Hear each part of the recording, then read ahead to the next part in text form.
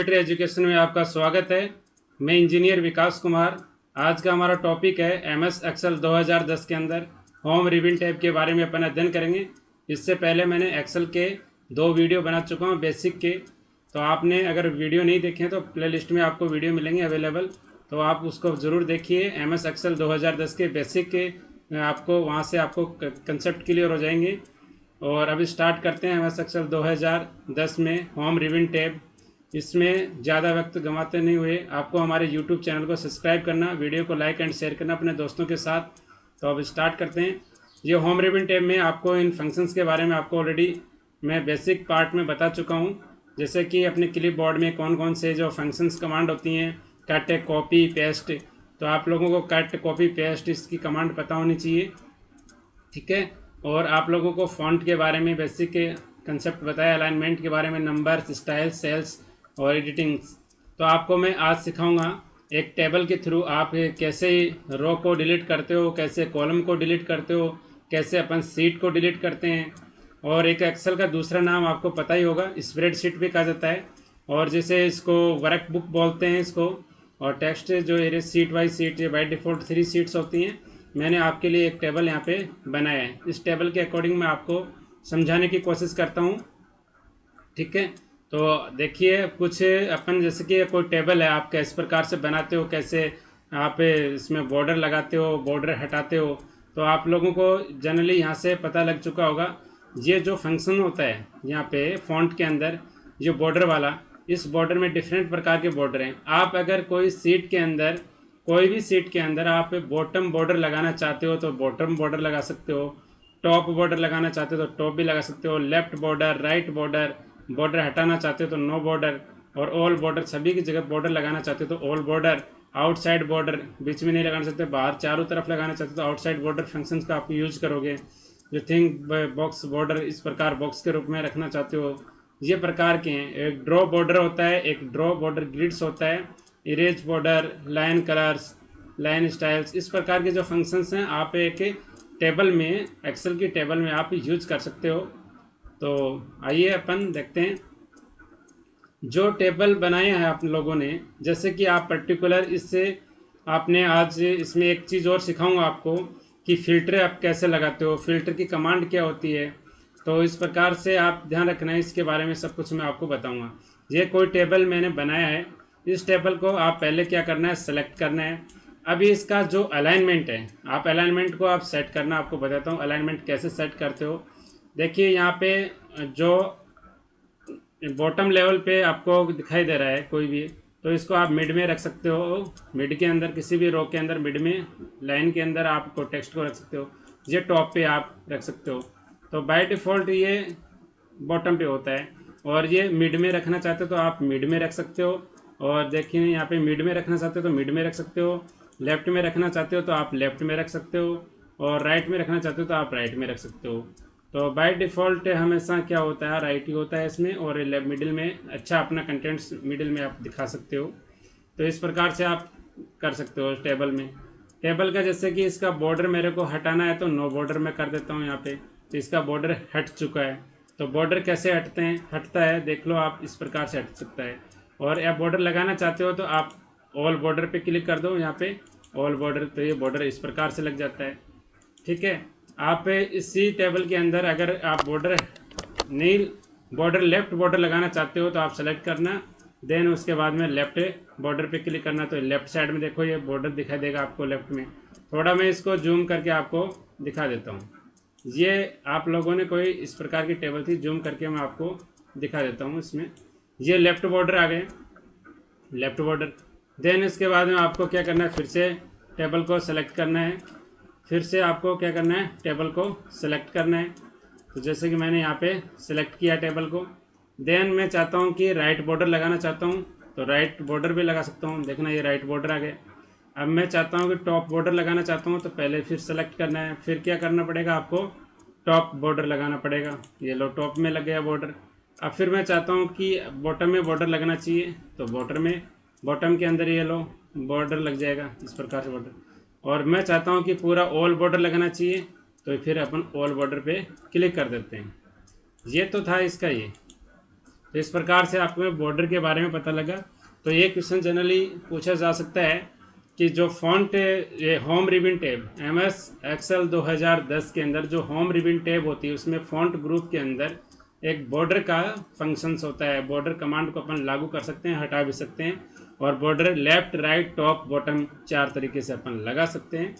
और यहाँ पे इस प्रकार से आप लोगों को बॉर्डर के बारे में बताया मैंने। अब देन इसके बारे में ये मैंने सेलेक्ट किया। चलो यहाँ पे मैं यहाँ से सेलेक्ट कर रहा हूँ, यहाँ से मैंने सेलेक्ट किया इसी रो को मैंने सेलेक्ट किया। आप फिल्टर लगाना चाहते हो तो फिल्टर लगा सकते हो। यहाँ पे ये फिल्टर ऑप्शन है, तो इस पर क्लिक करोगे तो इस प्रकार से फिल्टर लगता है।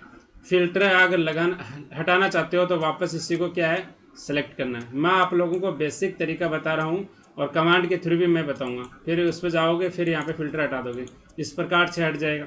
अगर डायरेक्टली आप लगाना चाहते हो, उस फंक्शन का यूज नहीं करना चाहते हो, तो आप शॉर्टकट कमांड होती है Ctrl+Shift+L, ये कमांड लिख लेना, Ctrl+Shift+L। तीनों एक साथ कमांड दबाओ, तीनों एक साथ की दबाओगे तो ये कमांड एक्टिवेट हो जाएगी। ये कमांड क्या होती है, जो फिल्टर की कमांड होती है किसी भी टेबल के अंदर। आसानी होता है, अगर ये तो छोटी टेबल है, कोई मतलब जिसमें 10 लाख स्टूडेंट हैं, 10 लाख स्टूडेंट हैं या 5 लाख स्टूडेंट हैं, उनमें आपको फिल्टर करना होता है। आप में एक अगर पर्टिकुलर एक एक स्टूडेंट के बारे में आप देखोगे तो आप उसमें बहुत टाइम खर्च होगा। ठीक है, तो आप क्या करते हो, उस टेबल के क्या है कि मेन जो होता है हेडिंग कॉलम, जो मेन होता है जो कॉलम, जैसे serial number, roll number, student. जैसे मान लीजिए कोई आपको एक एग्जांपल लेके मैं बता रहा हूँ, किसी कंपनी का हो चाहे किसी ऑफिस के अंदर, जैसे किसी स्कूल का हो, स्कूल का कोई डाटाबेस आपने तैयार किया, उसका serial number, roll number, name, father's name, date of birth, उसके मार्क्स। तो आप क्या करोगे, उसके रोल नंबर से फाइंड करोगे। जैसे कि आपकी स्कूल के अंदर 500 स्टूडेंट हैं, तो 500 स्टूडेंटों का आप एक एक चेक करोगे तो बहुत टाइम खर्च होगा। आपको विथिन 2-4 सेकंड में आप चेक कर सकते हो। टेबल को आपने फिल्टर लगाया और देखा आपने ये रोल नंबर है, फाइंड किया, फिल्टर लगा दो बस। या तो फाइंड करके आप देख सकते हो कि रोल नंबर पे ये व्यक्ति की डिटेल क्या क्या है, या फिल्टर लगा के उसमें कर सकते हो डायरेक्ट।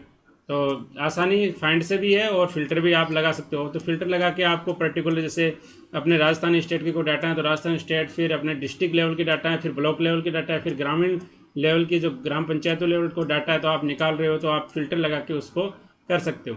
तो फिल्टर आपने लगाओगे तो फिल्टर की कमांड क्या होती है, ये एग्जाम में पूछी जाती है। फिल्टर की कमांड क्या होती है, Ctrl+Shift+L होती है। पहले आप उसको सेलेक्ट करोगे, जो भी आपको इंपॉर्टेंट कॉलम्स हैं उनको आप सेलेक्ट करके एक रो के अकॉर्डिंग, तो आप उसमें Ctrl+Shift+L दबाओगे तो फिल्टर लग जाएगा, और उसी को वापस सेलेक्ट करके आप Ctrl+Shift+L दबाओगे तो फिल्टर यहाँ से रिमूव हो जाएगा। जैसे कि Ctrl+Shift+L मैंने यहाँ दबाया तो ये हट चुका है, और पहले से ऑलरेडी सेलेक्ट है, Ctrl+Shift+L दबाया, फिर मैंने ये ऑलरेडी यहाँ पे फिल्टर लग चुका है। अब फिल्टर को आप देखना चाहते हो कि यहाँ पे देखना चाहते हो कौन सा आपकी डिटेल रखना चाहते हो। जैसे कि 45-34 की मैं डिटेल रखना चाहता हूँ, तो फिर इसको यहाँ से सभी का हटा दो, और 45 से 34 की मैं डिटेल रखना चाहता हूँ, तो फिर ये पर्टिकुलर एक ही एंट्री यहाँ पे दिखाई देगी। इस प्रकार से आप फिल्टर लगा सकते हो और फिल्टर हटा भी सकते हो। ठीक है, तो ये आप लोगों को पता लग चुका होगा कि आप किसी भी MS एक्सेल की जो टेबल होती है, कैसे अपन फिल्टर लगाते हैं, कैसे अपन फिल्टर हटाते हैं, और इसका यूज कहाँ किया जाता है। ठीक है, तो इस प्रकार से आप कर सकते हो। तो ये तो था फिल्टर का कंसेप्ट, और आप बॉर्डर का कंसेप्ट आपको मैं बता चुका हूँ। अब आप किसी भी, अब ये बताता हूँ सेल के बारे में। सेल को इंसर्ट करना, डिलीट करना, सीट को इंसर्ट करना, डिलीट करना, ये आपको मैं बताता हूँ। और एक इससे पहले ये सारे जो फंक्शन है ये एक 1 बाय 1 आपको मैं बताता चलता हूँ। अब मैं इंसर्ट की बात करता हूँ। Insert cell, insert sheet row, insert sheet column, insert sheet. अब ठीक है, इंसर्ट सेल कहाँ पे आप इंसर्ट करना चाहते हो। मैं जबकि यहाँ पे इंसर्ट करना चाहता हूँ, तो मैं यहाँ पे इंसर्ट सेल पे क्लिक करूँगा। तो क्या करना है, देखो यहाँ पे फंक्शन खुलेंगे, शिफ्ट सेल राइट। अगर राइट साइड करना चाहते हो तो राइट साइड कर सकते हो, ये राइट साइड ऑलरेडी है ही। शिफ्ट सेल डाउन, नीचे के एंटायर रो के अंदर और एंटायर कॉलम के अंदर। तो मैं चाहता हूँ कि शिफ्ट सेल डाउन की तरफ करना चाहता हूँ, तो डाउन भी मैं कर सकता हूँ। ठीक है, डाउन भी कर सकता हूँ इस प्रकार से। और शिफ्ट के अंदर जो बात की जाए तो यहाँ पे देखिए मैंने कोई सेलेक्ट, यहाँ पे कोई सिलेक्ट किया मैंने, ये सेल को मैंने सेलेक्ट किया टेबल की, तो यहाँ पे इंसर्ट पे मैंने क्लिक किया और सीट, इंसर्ट सीट रो, तो इंसर्ट सीट रो पे क्लिक किया तो एक यहाँ पे रो क्रिएट हो जाएगी। ये देखो ये वाली रो है ना, ये क्रिएट हो जाएगी। वापस मैं इसको बैक जाता हूँ तो कंट्रोल+Z आप दबा देना, बैक चला जाएगा। आपको अंडू कमांड का आपको मैंने बता चुका हूँ। फिर मैंने इसको वापस फर्स्ट वाले को सिलेक्ट किया, इसी को सेल को, और देन उसके बाद में मैं यहाँ पे सेट कॉलम के अंदर, तो यहाँ पे क्या है, इधर एक कॉलम की तरफ सेट हो गया है, कॉलम की तरफ सेट। फिर बैक जाता हूँ वापस, अंडू किया मैंने। एक एक फंक्शन के बारे में आपको बता रहा हूँ, ये सीट रो के और इंसर्ट सीट, इंसर्ट सीट की कमांड आपको मैंने कल बताया था। Shift+F11 फंक्शन की होती है, F11 उसका अपन यूज करते हैं। शिफ्ट के साथ F11 का आप यूज करोगे तो आपको इंसर्ट सीट हो जाएगी। यहाँ से भी डायरेक्ट आप कर सकते हो, जैसे मैंने यहाँ पे क्लिक किया तो देन देखो यहाँ पे सीट 4 आया है। फिर मैं इसको डिलीट कर सकता हूँ, यहाँ से जाके मैं डिलीट किया तो डिलीट हो गया। इसी प्रकार से इंसर्ट भी कर सकते हो, सीट को यहाँ से डिलीट भी कर सकते हो। इसी प्रकार डिलीट कॉलम, डिलीट सेल। तो इस प्रकार से, इससे कि मेरे को ये कॉलम है, ये कॉलम मेरे को नहीं चाहिए, जैसे कि मार्क्स वाला मेरे को कॉलम नहीं चाहिए टेबल के अंदर से, तो आप क्या करोगे, डिलीट पे जाओगे, डिलीट पे जाओगे तो डिलीट सीट रो, डिलीट सीट कॉलम, तो ये डिलीट सीट कॉलम पे आप क्लिक करना है तो ये डिलीट हो जाएगा। और वापस आप लाना चाहते हो तो कंट्रोल+Z का आप कंट्रोल+Z कमांड का आप यूज करना। ठीक है, इतना बात आप लोगों को समझ में आ चुकी होगी। देन आपको क्या करना है, जैसे कि मेरे को ये रो डिलीट करनी है, जैसे कि ये अनावश्यक है अपने टेबल में, तो इसको मेरे को डिलीट करनी है, तो क्या करोगे, डिलीट सीट रो, तो मैं यहाँ पे डिलीट कर दिया, मैं जो एंट्री गायब हो गई यहाँ पे। वापस लाने के लिए कंट्रोल+Z दबा दो आप, जब तक आप सेव नहीं करते हो तब तक आप इस प्रकार के ऑपरेशन इसमें परफॉर्म कर सकते हो। ये बेसिक कंसेप्ट हैं, इनके बारे में टेबल पे लागू होते हैं। ठीक है, ये इंसर्ट करना, डिलीट करना, फॉर्मेट सेल, फॉर्मेट सेल के बारे में मैंने बताया, जिससे कि हाइट होती है, रो की हाइट आप बढ़ा भी सकते हो। जिसे बाय डिफ़ॉल्ट 15 है, इसी रो की हाइट है 15 है, तो मैं इसको बढ़ाना चाहता हूँ, 20 करना चाहता हूँ। अगर आपको बारीक दिखाई देते हैं तो इसको मैं बढ़ा सकता हूँ, ये लो 20 कर दिया मैंने, तो 20 में आपको इतना दिखाई, यहाँ पे मैं कर देता हूँ, यहाँ पे 29 किया मैंने, 29 किया, तो ये देखो बड़ी हो गई ना। तो इस प्रकार से आप यहाँ से भी बढ़ा सकते हो, आप यहाँ से बढ़ा सकते हो, और यहाँ से आप लेफ्ट साइड से पकड़ के ऐसे भी आप इसको बढ़ा सकते हो। ठीक है, तो इस प्रकार से आप बढ़ा सकते हो, सारे जितने भी हैं इनके एक साथ, इनको एक साथ भी आप बढ़ा सकते हो, यहाँ पे एक साथ ही इनको बढ़ा सकते हो। हाइट इसका करना चाहते हो आप, जैसे 30 कर दिया मैंने, यहाँ पे 30 कर दिया, तो आप यहाँ पे भी बढ़ा सकते हो इनको। इस प्रकार से आप चेंज कर सकते हो इनको। कॉलम की विड्थ भी आप यहाँ बढ़ा सकते हो, इतना कॉलम कर सकते हो, या वापस ऐसा कर सकते हो बराबर। अगर ऑटो फिट करने के लिए आप, इसमें एक फंक्शन होता है, इसको डबल क्लिक यहाँ पे इस प्रकार से करोगे, ऑटो फिल लागू करोगे, तो इसमें जैसे कि कोई एंटिटी बाहर जा रही है, कोई एंट्री भी, तो इस प्रकार से आप डबल क्लिक करोगे तो ऑटोमेटिक वो एडजस्ट हो जाएगा। ठीक है, तो इस प्रकार से यहाँ पे मैंने आपको बताया सेल के अंदर इन कैसे सेल के साथ ऑपरेशन परफॉर्म होते हैं। तो इस प्रकार से आप देखिए, एक क्वेश्चन पूछा जाता है कि एक्सेल में या जो स्प्रेडशीट होता है और सॉफ्टवेयर या एक्सेल शीट होती है, इसमें कंडीशन फॉर्मेटिंग लागू होती है, टॉप डाउन, बॉटम डाउन, इस प्रकार से होती है। अलग अलग अपने बार्स में कलर्स अपन ले सकते हैं, इस प्रकार से आप लागू कर सकते हो। आप लोगों को एक ऑटो सम का एक फंक्शन बताता हूँ आपको। ऑटो सम का टोटल का, कोई भी एक्सेल में जो आप फॉर्मूला लिखते हो तो उसमें इक्वल लगा के आप लिखते हो, इक्वल लगा के लिखते हो। ये क्वेश्चन 1000 बार पूछा जा चुका कंपटीशन में कि MS एक्सेल के अंदर आप किसी भी फॉर्मूले का आप यूज़ करते हो तो इक्वल लगा के आप करते हो। इक्वल का ये सिंबल होता है, आपको पता ही है, इस लगा के फिर कोई फंक्शन आप लागू करते हो। तो इस प्रकार से फॉर्मूला वाला है। जैसे ही का आप सम करना चाहते हो तो आप उस पर सेलेक्ट करोगे, जिससे डेटा का सेलेक्ट करोगे, जो भी एंट्री आपको दे रखी है इसमें 80, 78, 75 इस प्रकार से दे रखी, इनको आप सम करना चाहते हो तो आप इनको क्या करोगे, ऐसे पकड़ के माउस से सेलेक्ट करोगे, देन उसके बाद ऑटो सम पे आप क्लिक कर दोगे। तो इन टोटल का योग कितना हो गया, इसका कितना योग हो गया, 454। तो आप कितना फास्टली आपने इस प्रकार से कर सकते हो, ऑटो सम फंक्शन का आप यूज कर सकते हो। ये ऑटो सम फंक्शन है। आप एवरेज निकालना चाहते हो, एवरेज निकाल सकते हो, काउंट नंबर कितने नंबर हैं, मैक्सिमम कौन सा है, मिनिमम कौन सा है। तो इस प्रकार से ये देखिए, इसमें आपको अलग अलग फंक्शन ऑटो सम में आपको बता चुका हूँ। इसके अंदर एवरेज कितना है, एवरेज 64.8571 इसका एवरेज बनता है। इस प्रकार एवरेज भी कमांड आपको बता दिया मैंने, फंक्शन एवरेज कैसे वर्क करता है। इनको जोड़ के जितनी भी एंटिटी इनका भाग देते हैं अपन, और देन ये ऑटो सम आ गया। अब इसमें क्या है कि अपन मैक्सिमम वैल्यू फाइंड करते हैं। इसमें जो मैक्सिमम, इस कॉलम में मैक्सिमम नंबर कितने हैं, 80, 78, 75, 65, 56, 55, 45, तो 80 आना चाहिए। देखना है इसका आंसर क्या आएगा, 80 क्वेश्चन, 80 नंबर इसका आंसर आ जाएगा। यहाँ पे देखना, इस पे यहाँ पे मैंने क्लिक किया और मैक्सिमम के बात किया, तो मैंने मैक्सिमम नंबर इसमें से कौन सा है, 80 है। तो पर्टिकुलर कॉलम में मिनिमम नंबर फाइंड कर सकते हो, मैक्सिमम फाइंड कर सकते हो, एवरेज कर सकते हो, सम भी फाइंड कर सकते हो। तो ये सब भी आप फंक्शन से लागू कर सकते हो। और फंक्शन से पहले आप क्या करोगे, इक्वल का सिंबल्स होता है, तो ये बाय डिफ़ॉल्ट डायरेक्टली दे रखा है। यहाँ पे एडिटिंग ऑप्शन में आप इस प्रकार के फंक्शंस को लागू कर सकते हो। फिल्टर है, सॉर्ट है।